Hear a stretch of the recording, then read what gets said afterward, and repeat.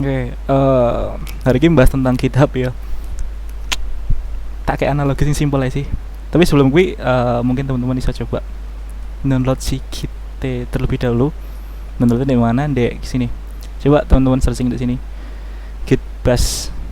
Ngono. Terus coba masuk di sini. Nek misalnya pakai Windows, coba download sing iki. Pakai Linux monggo iki, pakai Mac juga download iki. Ngono. Cuman nek bawaanku Linux iku wis ada Git, jadi aku nggak perlu download nih. Teman-teman bisa download kene, terus diinstal dan pastiin ada yang namanya Git bash. GIT BAS ya. GIT spasi BAS ya. Oke, mari di download. Oke. Jika ini pertama, maksudnya pertama kali gawe project kan, coba langsung pertama kali project adalah new repository, pasti itu.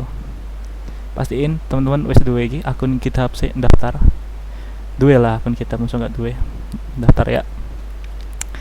Terus mungkin nek di dirimu iku ngene mungkin kalau di dirimu mungkin kan GitHub slash namamu, terus masuk ke repositories. Oke. Nah ini, terus coba masuk ke sini, new, yang new. Oke. Oke. Di sini adalah membuat repo. Intinya repo itu tempat penyimpanan lah kembangannya nanti gitu. Oke, sip.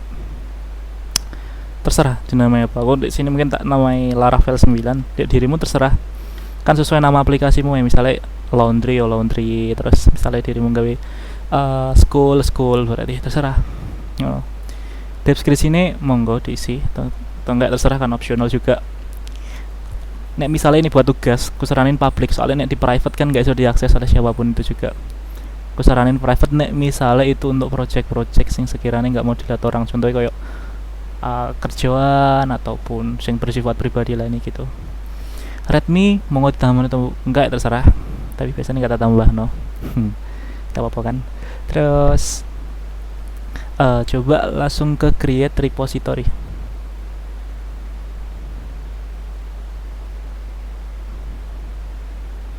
Oke.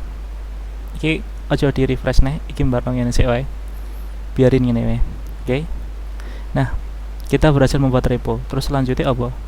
Selanjutnya kita masuk ke project yang sudah ada. Di kalian kan Android kan. Nah, coba dirimu cari project Androidmu itu kesimpan di mana. Cuma nek kene aku nggak nyontohno pakai Android, tapi aku nyontohno pakai file lain atau project lain. Di sini aku pakai Laravel 9. Ya intinya ngono lah, intinya dirimu masuk ke project Androidmu. Ini mlebu di folder kan. Ini baru mlebu di folder, terus diklik kanan. Pasti ada namanya open terminal here ndek kono. Ndek file managermu. Toh emang kalau nggak ono, yo diarahno ke situ. Carane piye? Carane dirimu buka terminal wae. Sebentar ya.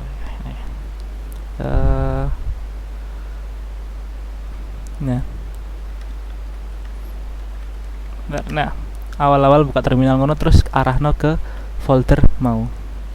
Folder Androidmu nek mana? Misalnya ndek C ini mungkin opo nggak ngerti dirimu nyimpennya dek mana nggak tahu. Oke. Di situ sih. Oke. Cuman nek misalnya ada, ya tinggal masuk ke foldermu, terus klik kanan, open terminal here. Pastiin ini nih paten dek sini di projectmu. Terus pertama-tama piye iki Mas? Nah, sebelum aku lebih jauh ke sini nih, ke sini lagi, coba aku jelasin analogi tentang si GitHub. Ya apa sih GitHub itu? Apa kok langsung di plat upload atau enggak? Ini menarik menurutku, ada beberapa analogi yang perlu ku sampaikan ke teman-teman ini. Oke, anggaplah gini, kita cari gambar truk lah ya. Truk. Ini disimak baik-baik soalnya ini menarik. Anggaplah truknya itu gambarnya. Nih, angel lagi milih. Anggap lagi. Oke. Kita penuh nggak git? Oh, ono. Oke. Ini kita gambar sih lah ya. Nanti coba teman-teman pahami dewe sebentar. Terus setelah itu adalah box. Coba nyari gambar box yang apik. Anggaplah iki kurang menarik.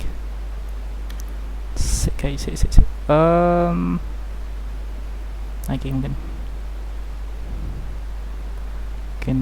dari warna ini diganti ke biruan kan.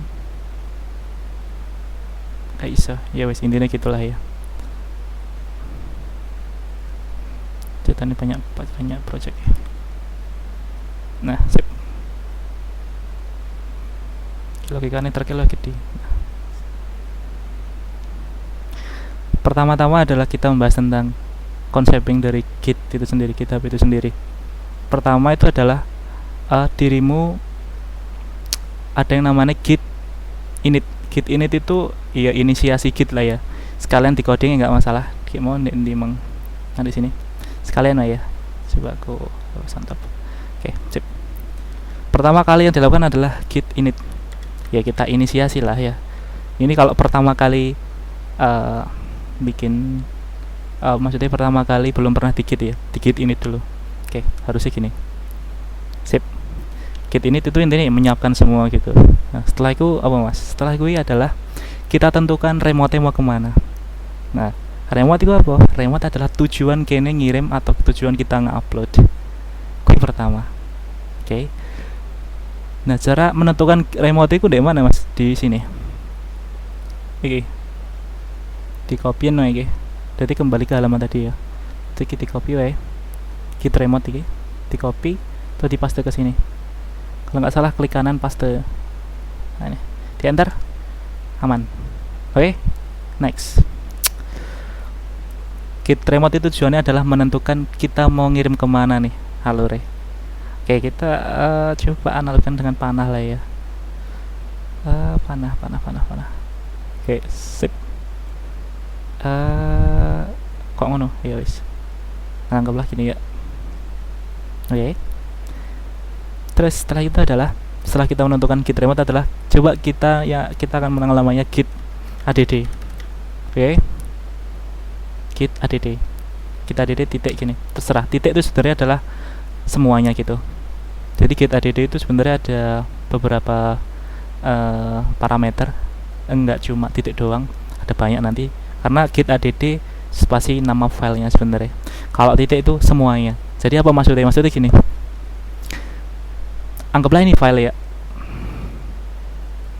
Nek Git add titik itu ngirim semua ini ke dalam sini. Dilebokno box.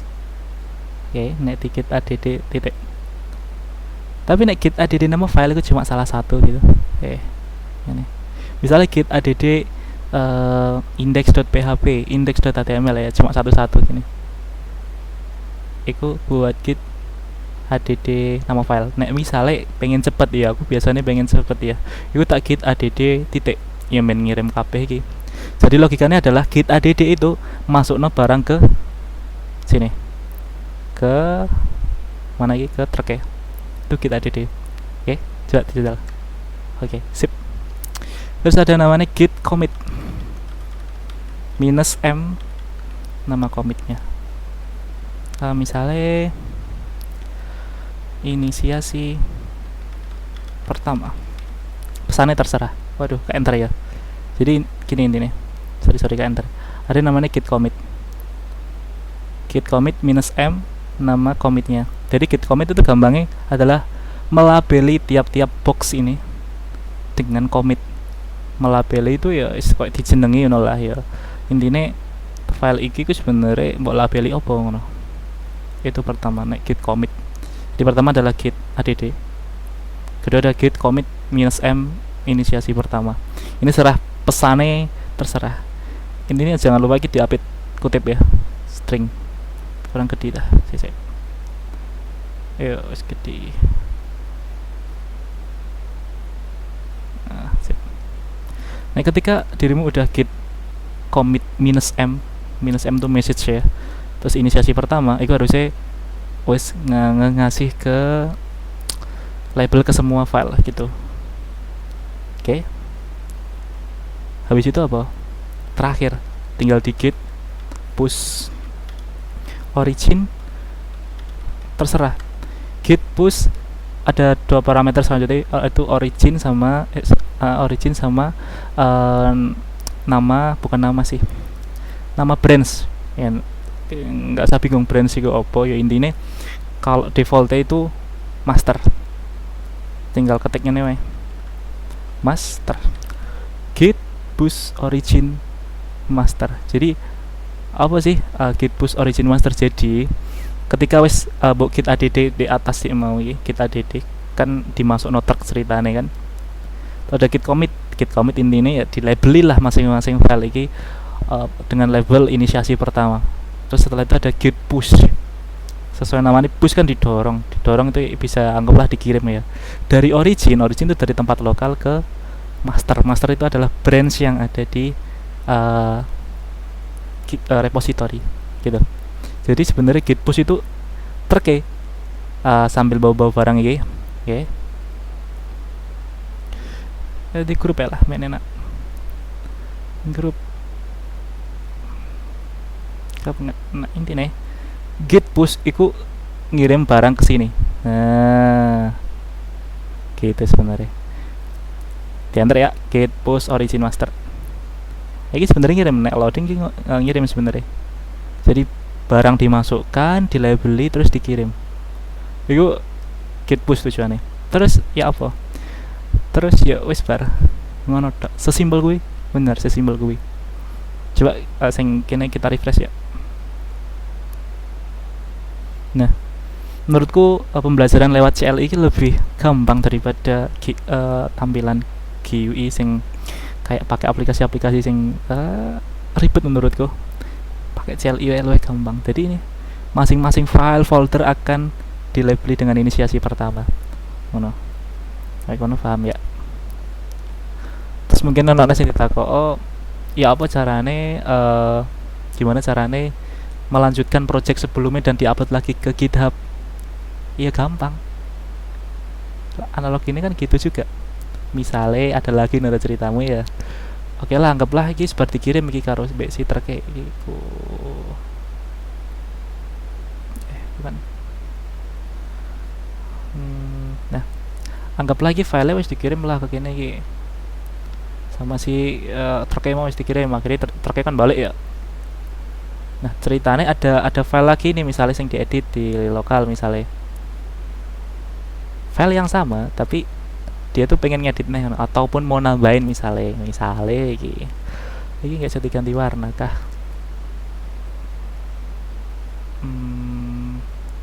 Kayak nggak bisa ya. Iya wes nggak apa-apa, mungkin bokeh beda wes men enak gitu bos. Oke. Dan misalnya ada pertanyaan misalnya aku ada file baru atau aku file yang lama mau tak ubah tak tambah gini gitu ya apa caranya? Ya gampang. Anggaplah skenario nya kini aku ngubah si file ya. Yo, aku tinggal kalau di Androidmu berarti kan tinggal edit tuh si file ya, kayak nambahin file Kotlin, nambahin desain, nambahin .xml, nambahin dan lain-lain itu. Ya monggo. Ini ya ngoding lah, nggak usah modelin apapun itu. Terus habis ngoding misalnya selesai, wah peta push lagi nih, ya apa caranya? Ya gampang, pertama kita git add kayak tadi ya kan, masuk nggak, kita git add lagi. Jadi kita add apa masih ya mau telepon dari ini sih lah, nah telepon start kan. Nah, bahkan untuk file yang baru misalnya kita add.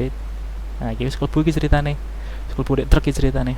Nah setelah itu apa, git commit -m misalnya pesannya ada perubahan atau versi terbaru atau versi 2 misalnya. Oke. Oh aku kurang ngubah apa-apa ya, sorry berarti aku mau nggak mau harus ngubah si file nanti mau oke sini coba ya. Tadi kan Aku ngubah file apapun iki. Coba aku ngubah misalnya kita ubah misalnya env example iki. Misalnya ini terserah. Jadi kalau di sini aku ngerubahin di Laravel, teman-teman ngerubahin ya pas nggarap Android kuwi lah. Ya wi sih carane kan ngono wae kan. Nah, setelah gue intinya kan Android Studio kan gak sampai save kan otomatis nge-save misalnya jadi mengubah file atau misalnya sesuai apa tadi skenario tadi kan aku nambah sak file ini misalnya ya tinggal aja terserah nambah file misalnya test.php misalnya ini misalnya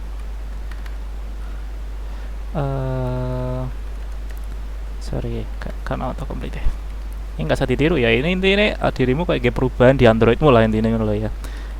Ini tes. Oke, nice, gitu dong. Oke, nah kita ulang ya step tadi ya. Tadi kan aku ini kan baru melakukan perubahan dan nambah file ya, berarti tinggal di git add titik. Oke, kita masukin nih barangnya semua nih. Dan ini misalnya skenario nih ngono rek. Terus di git commit -m adalah versi 2 misalnya. Nah, pesannya bisa dilihat ada 2 file yang dirubah, 3 baris penambahan, 1 baris dikurangi, 1 baris dikurangi, dan ini intinya ya inilah perubahannya teman-teman. Nanti dipelajari lagi. Caranya tinggal di git commit git push ya, origin dari origin ke master misalnya gitu, dimasukkan ke track tinggal di push.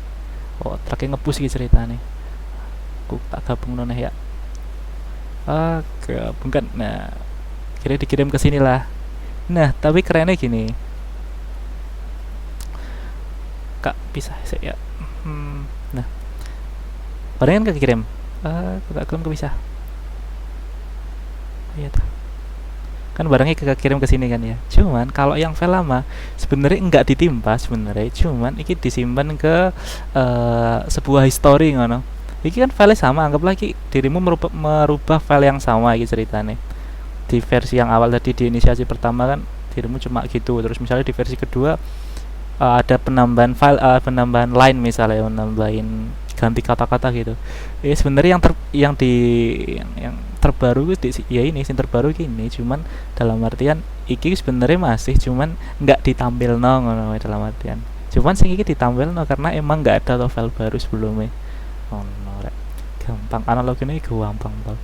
Nah, kan wis mari di push ya wis resik di lokale ya, maksudnya lokale resik. Jadi ini wis update harus ya gitu. Pengen hasilnya ya dilihat deh, di refresh. Nah ini sing lama dan ini sing ada sing terbaru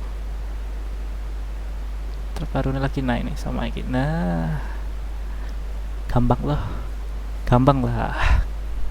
harusnya lebih paham sih, ada analoginya lebih gampang menurutku. Kalian bingung takut nggak masalah. Okay, thank you.